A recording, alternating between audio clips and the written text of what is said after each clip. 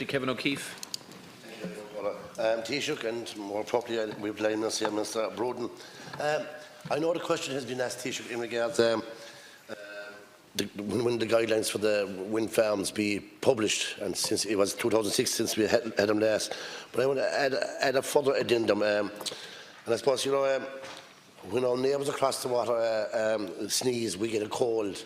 And not so many years ago, you know, when there was issues about planning for wind farms down my area in North Cork, at the same time across in Britain, there was a big campaign to cut a halt to the provision of wind farms on land, and they were successful.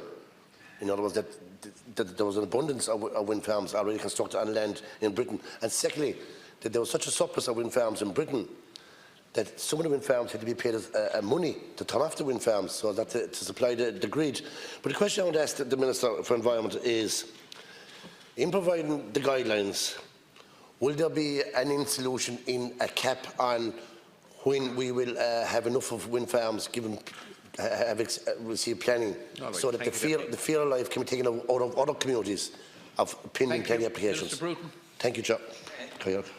The position is in relation to those guidelines.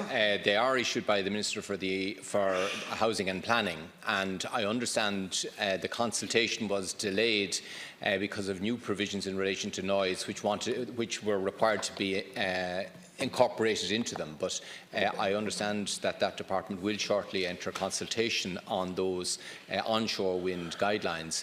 In respect of offshore wind, of course, there is also work to develop new legislation in the area of foreshore.